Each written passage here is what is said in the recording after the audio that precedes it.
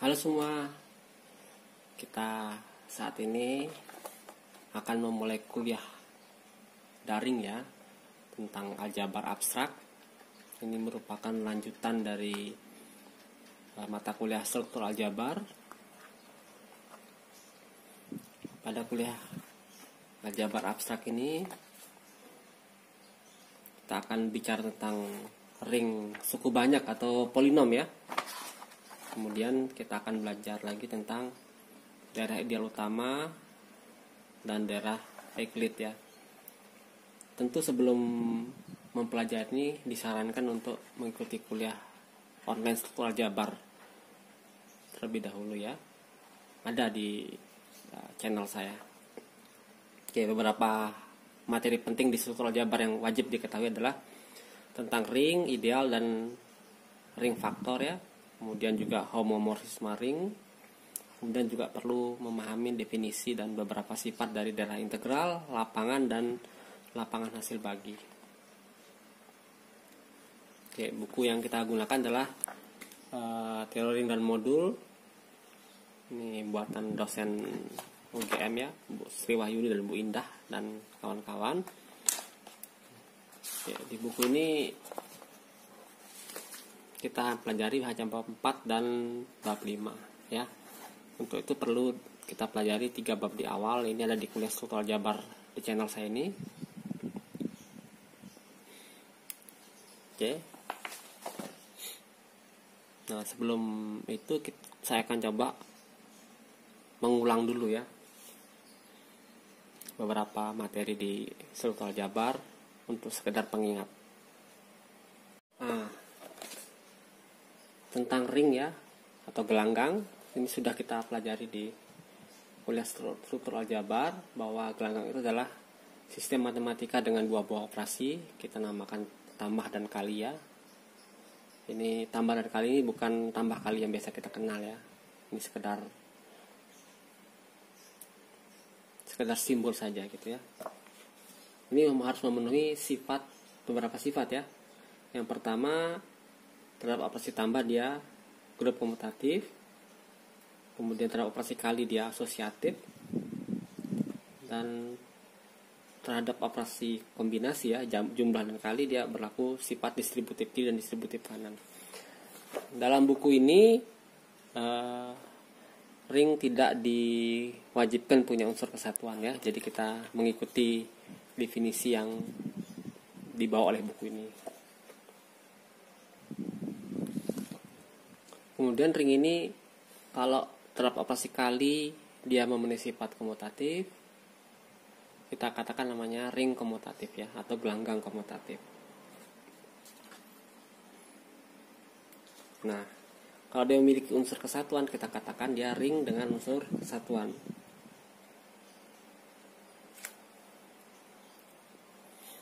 Ingat bahwa ring tidak mesti ada unsur kesatuan ya. Contohnya adalah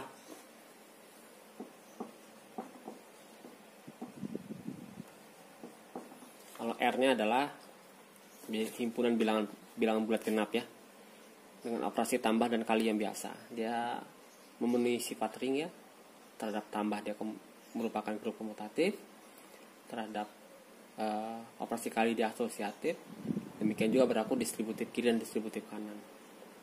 Tapi dia tidak punya unsur kesatuan ya, unsur identitas terhadap perkalian maksudnya.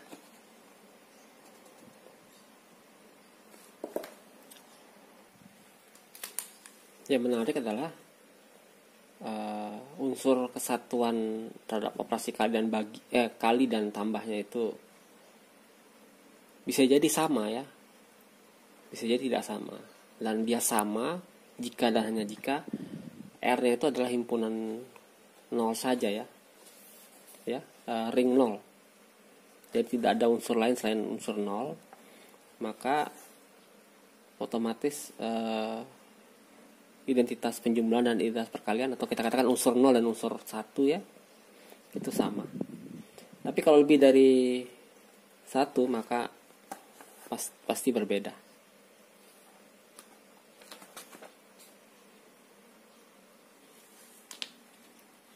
Nah, kemudian seperti di grup atau di ruang vektor ya, ring juga punya namanya subring ya. Tapi mungkin tidak begitu esensial di mata kuliah aljabar ya. Nah, lebih esensial lah idealnya ya. Nah, kalau kita punya subhimpunan dari R,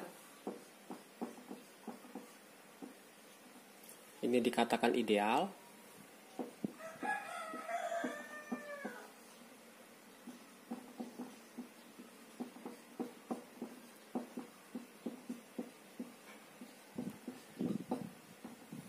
Yaitu yang pertama adalah setiap dua unsur di I, kalau S1 ditambah negatif S2 harus ada di I ya. Itu syarat pertama.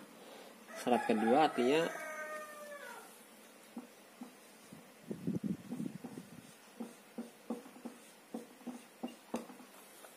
R kali I itu sampai dari I. Atau dan kata lain ini mengatakan bahwa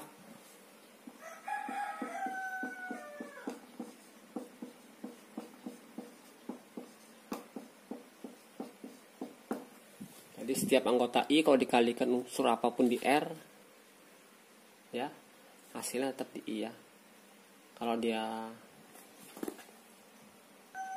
komutatif, nah tidak begitu penting lagi R-nya dari kiri atau dari kanannya.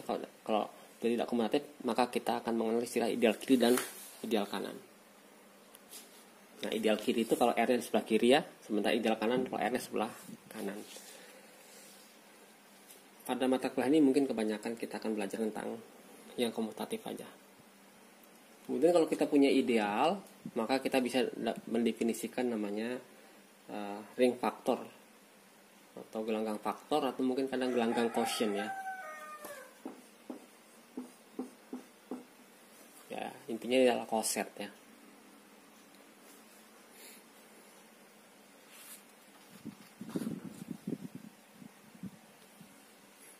Nah, kalau ring ini komutatif ya, kita mengenal istilah pembagi nol ya. Walaupun tidak komutatif juga mengenal istilah pembagi nol ya, pembagi nol kiri, pembagi nol kanan ya. Tapi kita hanya bicara yang komutatif aja. Suatu unsur di R ya,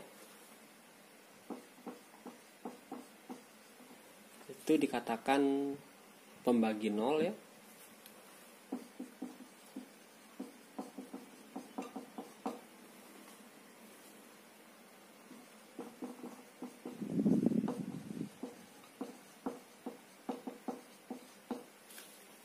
Apabila ada unsur lain di R yang tak nol ya.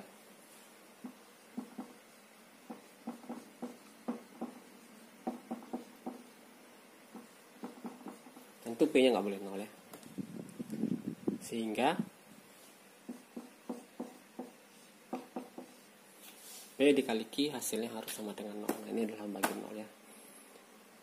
Nah, jika ring tidak punya, suatu ring tidak punya pembagi nol, maka kita katakan ring komutatif tidak punya pembagi nol, kita katakan sebagai daerah integral.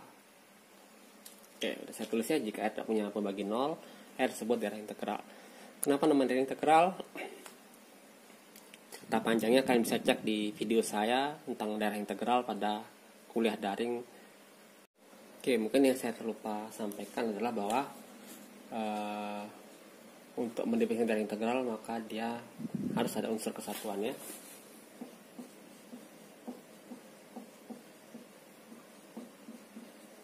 Ya, punya identitas perkalian. Jadi itu kita mengacu pada definisi di buku ya.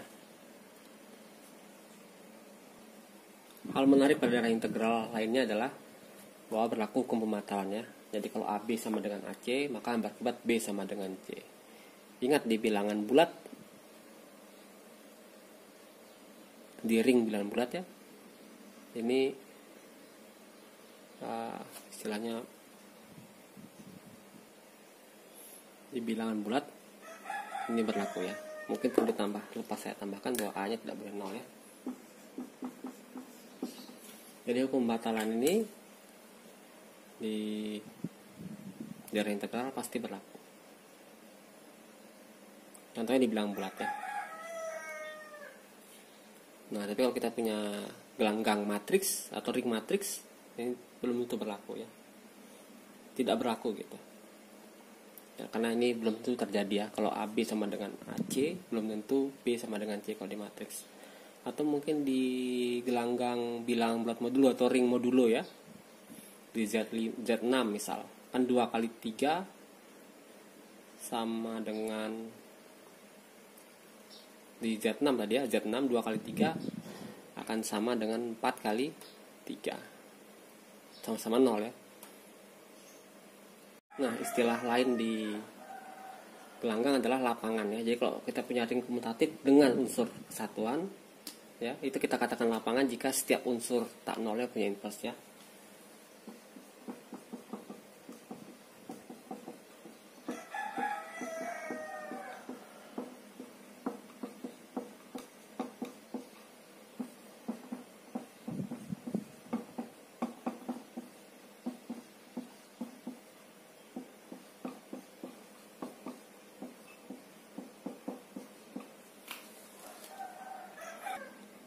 Jadi setiap unsur R di ring yang tak nol, maka terdapat unsur lain di R sehingga R kali R aksen yaitu sama dengan 1. Itu lapangan ya. Nah,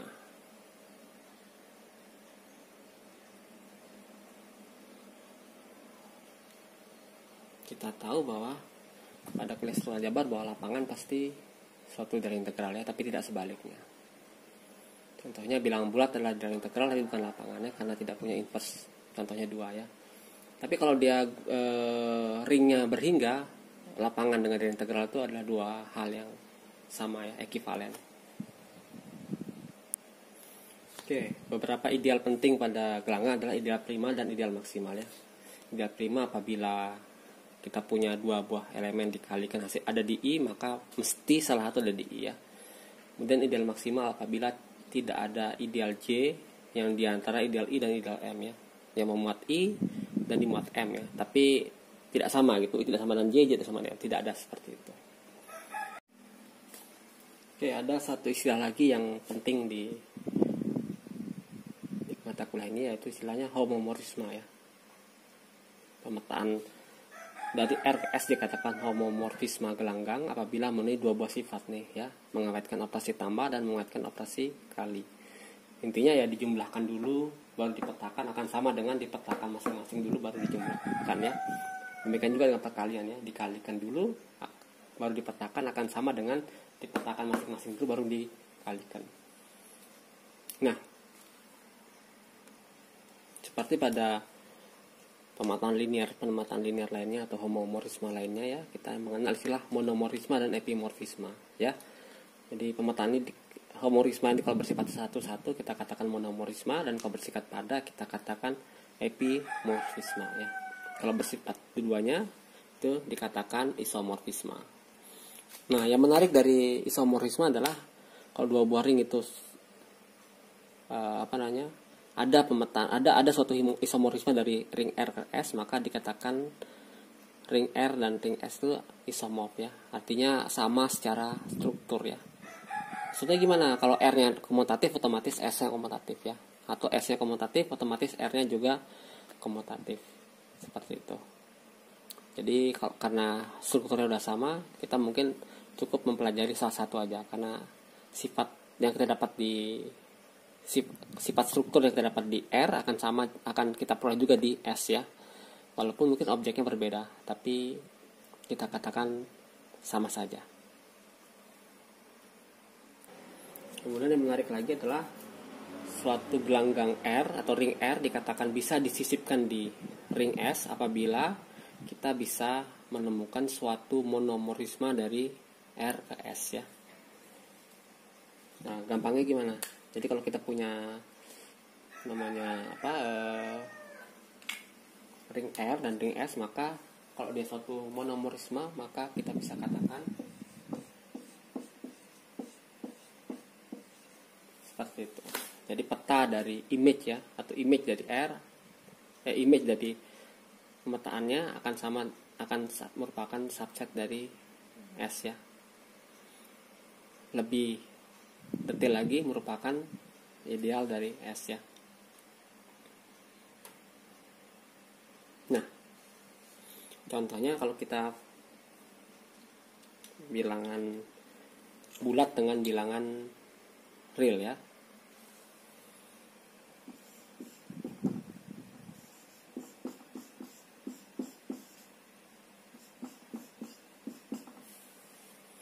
Jadi kalau kita punya bilangan bulat, ring bilangan bulat sama ring bilangan real, kita punya pemetaan dari X ke X ya.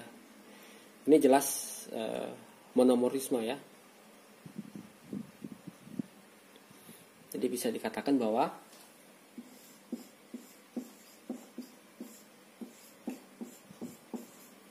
image-nya itu merupakan subset dari R ya.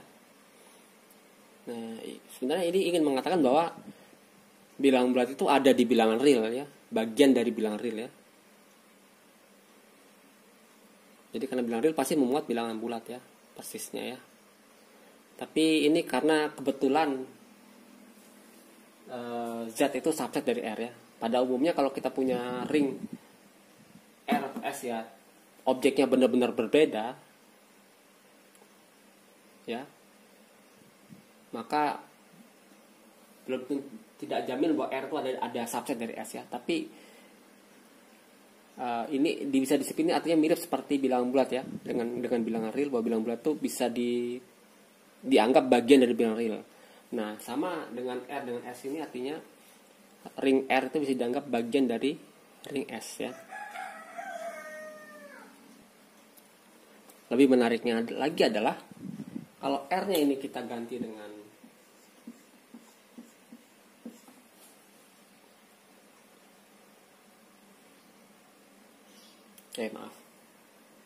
kalau S-nya kita ganti dengan image-nya, maka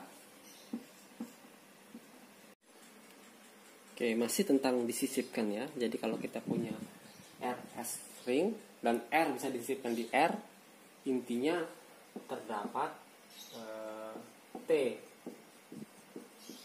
subring dari S ya, sehingga R itu isomorf dengan T, kurang lebih seperti itu. Nah, yang paling menarik adalah bahwa setiap daerah integral itu bisa disisipkan pada suatu lapangan.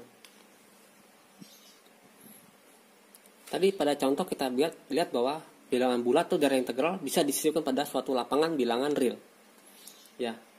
Dan secara umum semua daerah integral dapat disisipkan di suatu lapangan. Oke. Jadi teorema ini ingin mengatakan bahwa kalau kita punya daerah integral D, maka D ini dapat disisipkan pada suatu lapangan, kita namakan lapangannya QD, seperti itu.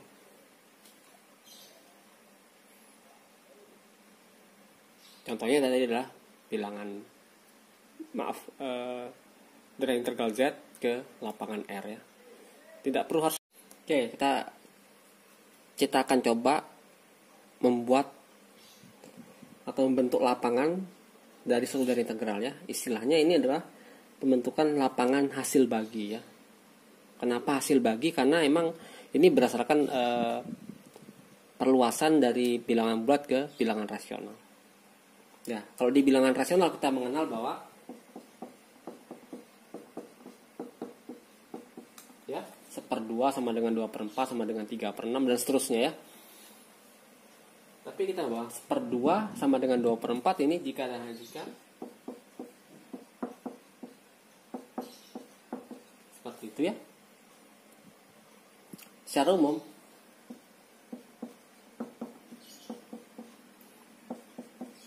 dua bilangan rasional kita akan sama kalau seperti itu. A kali D sama dengan B dikali C. Nah, bilangan rasional sendiri adalah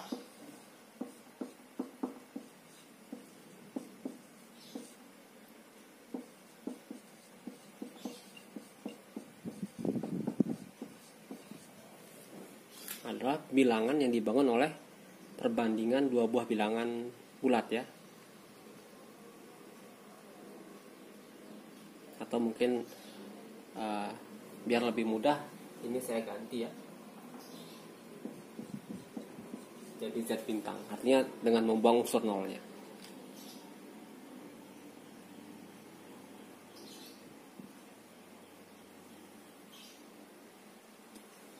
Mungkin harus diperbaiki dikit ya.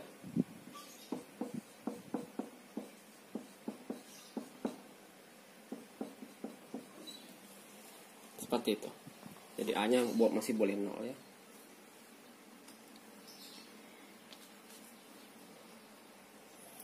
Jadi kalau boleh lebih tidak mainstream lagi, ini bisa kita tulis sebagai ya Z cross Z bintang ya.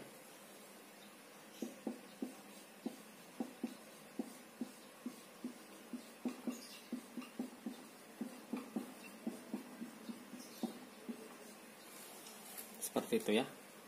Jadi kita tidak lagi bentuknya bentuk rasional, kita bentuknya pasangan aja A dan B gitu ya.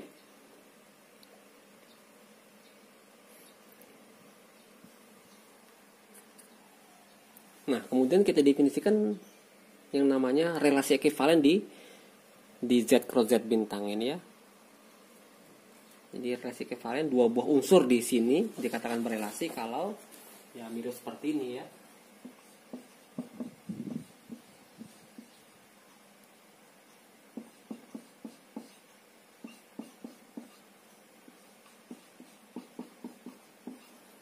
Seperti itu.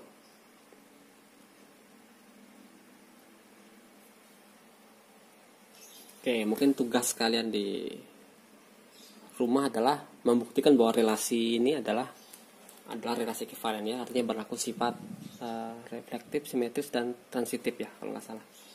Jangan kalian buka lagi buku struktural Jabar atau mungkin video saya sebelumnya ya.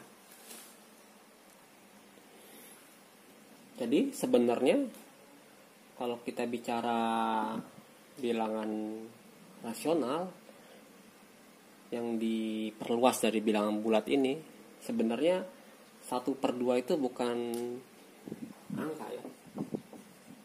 1/2 itu adalah himpunan. Himpunan semua unsur-unsur yang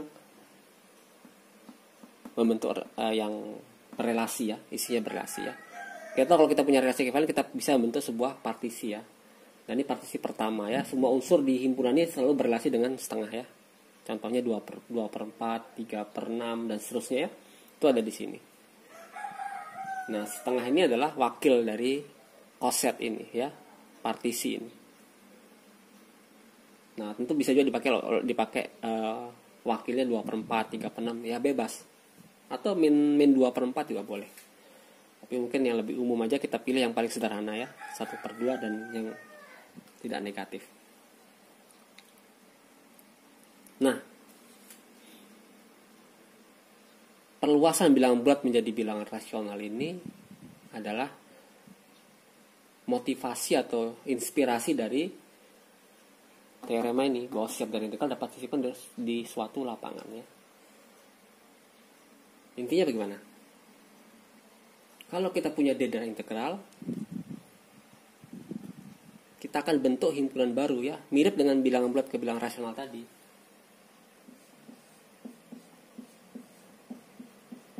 Ya, D cross D bintang.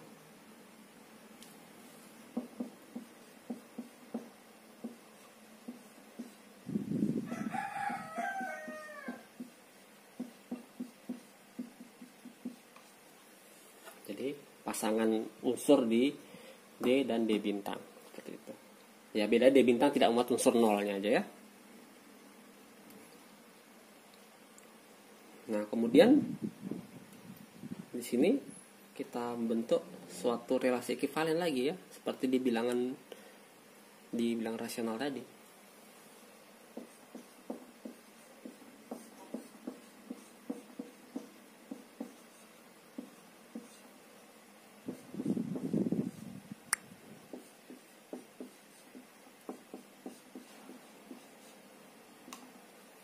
Jadi dua buah unsur di D cross D bintang ini berelasi kalau P1 kali Q2 akan sama dengan P2 kali Q1. Ya mirip lah dengan pecahan tadi ya. Nah, karena ini suatu relasi ekivalen, kita bisa bentuk kelas ekivalennya ya. Jadi kita namakan K aja lah biar gampang ya.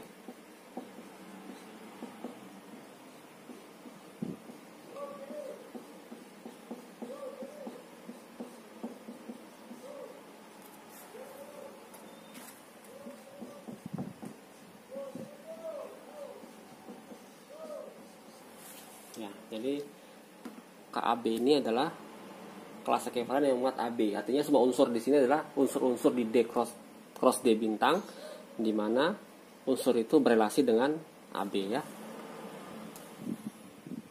Jadi kalau misalkan dibilang bulat tadi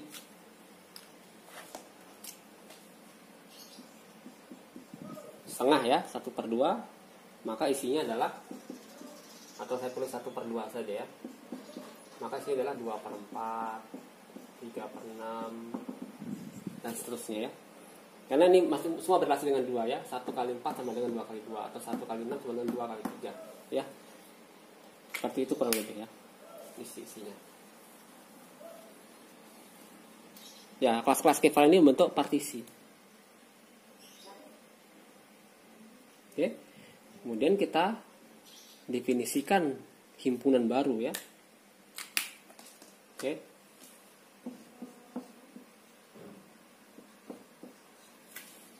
K, atau saya pengen nulisnya bentuknya KD aja ya. KD adalah himpunan semua kelas-kelas ekivalen di D cross D bintang.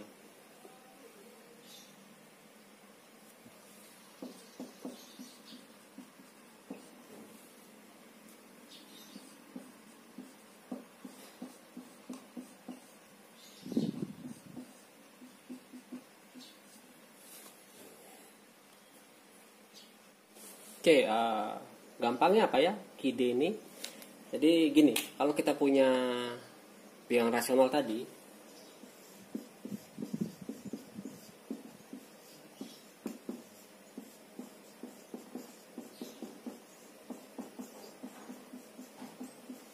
ya, bentuk A per B seperti ini ya, A nya di Z dan B nya di Z bintang. Ini isinya banyak yang sama.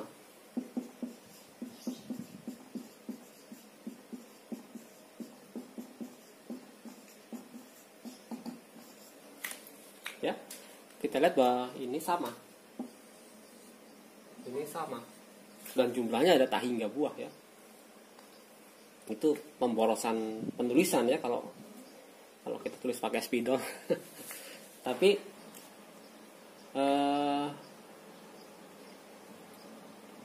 kenapa kita ini bukan kijat ini ya, ki tadi ya.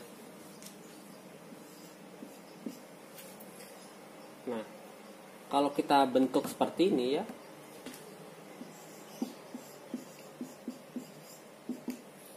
maka setengah, 2/4, 3/6 dianggap satu bilangan ya.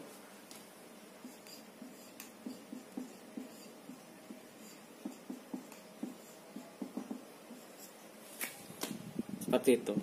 Setengah ini kelas ekivalen ini atau ini isinya setengah, 2/4, min setengah. Tentu wakilnya setengah itu wakilnya, tidak setengah, dan wakilnya tidak pun harus setengah ya. Boleh 2/4 atau 3/6 atau boleh juga min 3/6. Bebas ya. Tapi untuk mudah kita pakai wakilnya yang paling sederhana ya. Nah, jadi ini sebenarnya menghilangkan unsur-unsur yang sama tadi, yang unsur-unsur sama di D cross D bintang ya. Atau ini kan sama dengan seperti itu. Jadi kita hilangkan unsur-unsur yang samanya ya, untuk menyederhanakan seperti itu. Oke, kemudian setelah kita dapat KD ini, kita definisikan dua buah operasi di sana. Namanya operasi tambah dan operasi kali ya. Operasi tambahnya itu jadi dua unsur P1 Q1 dengan P2 Q2 di KD itu seperti penjumlahan pecahan ya. Ya, kalian coba coret-coret sedikit untuk lebih mendalamin ya. Ini adalah penjumlahan pecahan dan ini adalah perkalian pecahan. Oke. Nah, dengan dua buah operasi ini, Q Ki D itu membentuk suatu ring.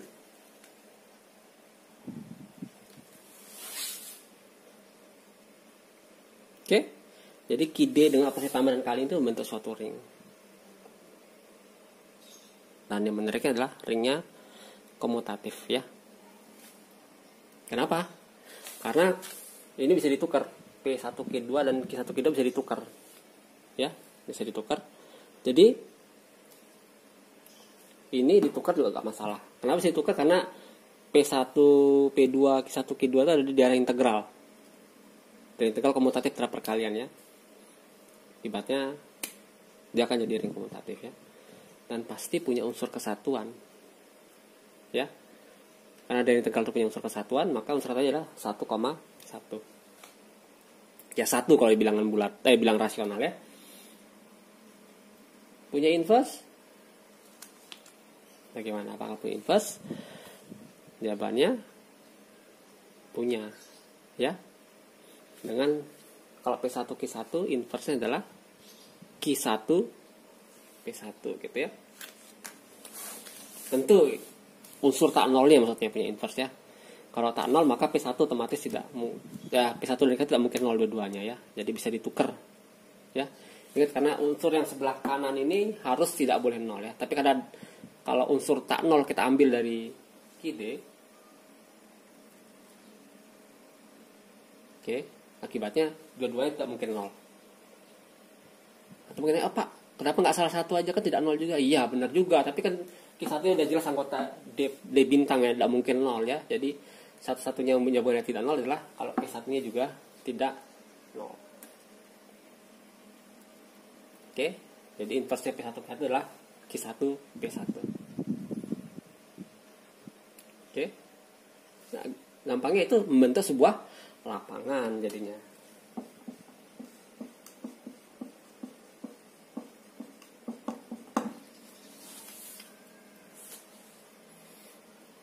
Dan kita bisa buat sebuah monomorfisme atau homomorfisme satu-satu dari D ke Ki D.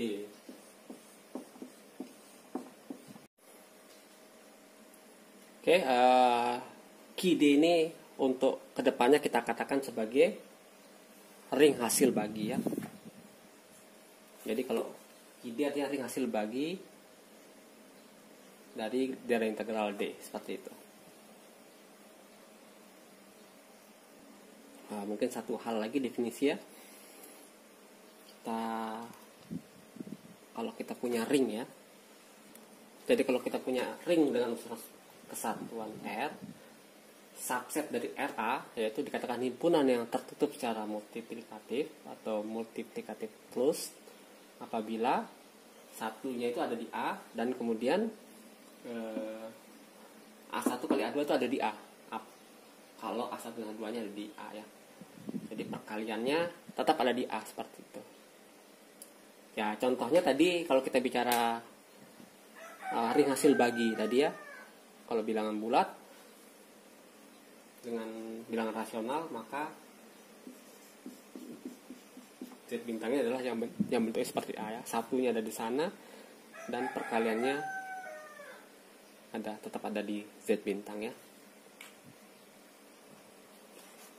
Nah ini hal ini penting juga. Penting kenapa? Kalau tadi Z ke QZ ya, atau dari daerah integral D ke jadi QD, itu kita katakan lapangan hasil bagi ya. Dengan istilah himpunan yang tertutup secara multiplikatif, kita bisa mendefinisikan namanya gelanggang hasil bagi atau ring hasil bagi ya. Yang mirip dengan hal yang kita lakukan tadi. Jadi kalau kita punya ring komutatif dengan unsur satuan dan punya A subset dari R yang tidak memuat unsur 0, tidak memuat membagi 0 dan tertutup secara multiplikatif, maka terdapat ring komutatif RA dengan unsur satuan ya dan memuat R sebagai subringnya. Dimana lebih lanjutnya A itu memuat semua unit di R. Unit artinya semua unsur punya inverse ya. Seperti itu. ya. Nah, setiap elemen di A itu adalah unit di RA ya, bukan di R ya, di RA. Ya, buktinya gimana? Buktinya kurang lebih sama dengan ilustrasi tadi lapangan hasil bagi tadi ya. Oke.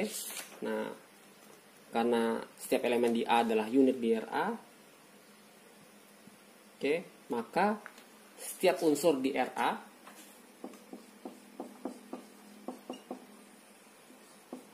ini otomatis X bisa ditulis sebagai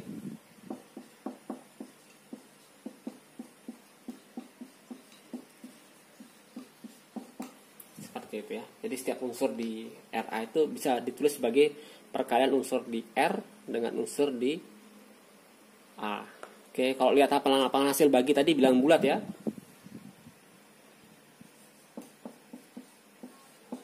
Z yang diperluas jadi lapangan hasil bagi Q itu bentuknya pasti